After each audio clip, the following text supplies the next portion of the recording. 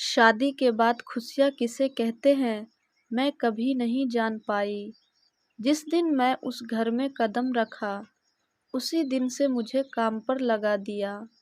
रात का सारा काम निपटाकर जब शालिनी बिस्तर पर जाकर सोने की कोशिश कर रही थी, तभी उसके मोबाइल फ़ोन की घंटी शोर करने लगी।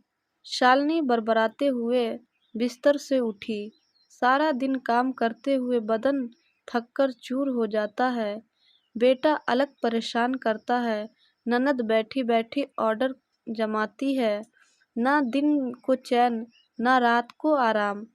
फिर वह मोबाइल फ़ोन पर बोली, हेलो कौन? मैं मोहित, तुम्हारा पति। उधर से आवाज़ आई, जी कहिए। शालिनी खुशी से उछल पड़ी। जी कैसे हैं आप? मैं ठीक हूँ। मेरी बात ध्यान से सुनो, मैं तुम्हें तलाक दे रहा हूँ। आज से मेरा तुम्हारा पति पत्नी का रिश्ता खत्म। मैं यह बात माँ और आंटी के सामने बोल रहा हूँ। तुम आज से आज़ाद हो। मेरे घर में रहने का तुम्हें कोई हक नहीं है। बड़ा होने पर मेरा बेटा मेरे पास आ जाएगा, कहकर मोहित ने मोबाइल फ़ोन काट दिया। सुनिए, शालिनी ने कई बार कहा, पर मोबाइल फ़ोन बंद हो चुका था। शालिनी ने नंबर मिलाकर बात करनी चाहिए, पर मोहित का फ़ोन बंद मिला। शालिनी को अपने पैरों के नीचे की ज़मीन खिसकती नजर आई। आंसुओं की झड़ी लग गई। बिस्तर पर उसका 1 साल का बेटा प्रिंस सोया था। उसे देखकर शालिनी के आंसू रुकने का नाम नहीं ले रहे थे। शालिनी दौड़ी-दौड़ी अपने ससुर रघुनाथ के कमरे में पहुंची। उसकी सास मोहित के पास दुबई में थी। शालिनी ने दरवाजा के बाहर से आवाज़ दी, पिताजी, दरवाज़ा खोलिए। क्या बात है, क्यों चीख रही है? मोहित के पिता रघुनाथ ने कहा। पिताजी, लड़खड़ाते हुए शालिनी ने कहा, मोहित ने मुझे फ़ोन पर तलाक दे दिया है। इतना कहकर वह रो पड़ी। तो मैं क्या करूं? यह तुम पति पत्नी के बीच का मामला है। तुम जानो और तुम्हारा पति, कहकर रघुनाथ ने दरवाज़ा बंद कर लिया। शालिनी रोते रोते अपने कमरे में गई। रात यूं ही बीत गई। सुबह शालिनी ने उठकर देखा कि रसोई घर के दरवाजे पर ताला लटक रहा था। वह परेशान हो गई और पड़ोसियों को पूरी बात बताई, पर पड़ोसी रघुनाथ जी के पक्ष में थे। वह मन मारकर लौट आई। पड़ोस में रहने वाली विधवा चाची ने शालिनी को समझाया, बेटी तू फिक्र ना कर, गांव के मुखिया के पास जा, शायद वहां इसका कोई हल निकल जाए। उस इलाके के नामी आदमी थे रघुनाथ जी। मुखिया के पास शालिनी की शिकायत बेकार साबित हुई। उन्होंने कहा कि पति ने तलाक दे दिया है, अब कुछ नहीं हो सकता। शालिनी ने कहा, मुखिया साहब, फ़ोन पर दिया गया तलाक नाजायज़ है। मेरी कोई गलती नहीं है, न पति से कोई अनबन हुई है। अचानक मुझे तलाक कहकर वह रो पड़ी।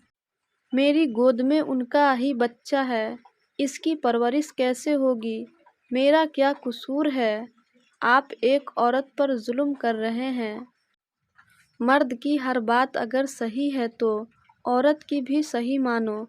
शालिनी मुखिया को खूब खरी खोटी सुनाकर वापस आ गई और पति के खिलाफ कोर्ट में जाने का मन बना लिया। घर आकर शालिनी ने देखा कि घर के बाहर दरवाजे पर ताला लटक रहा था। बिना कुछ कहे वह अपने बेटे को मायके लेकर आ गई। घर पर माँ बाप को सारी बात बताकर उसने तलाक के खिलाफ आवाज़ उठाने का मन बना लिया और फिर समाज के उन मुखिया के खिलाफ मोर्चा खोल दिया जो लोगों पर दबाव बनाते हैं। देहात की गंवार औरत को तुम्हारे गले से बांध दिया था। कहाँ तुम पढ़े लिखे खूबसूरत जवान, कहाँ वह देहाती गंवार जवार के दाने में उड़द का बीज कहकर मोहित की आंटी खिलखिला उठी। मोहित और रामिया की जोड़ी लगती ठीक है, पढ़ी लिखी बीवी कम से कम अंग्रेजी में बात तो कर सकेगी। क्यों आपा, ठीक कह रही हूँ ना मैं? मोहित की आंटी ने अपनी बेटी के तारीफ पढ़ने चालू किए।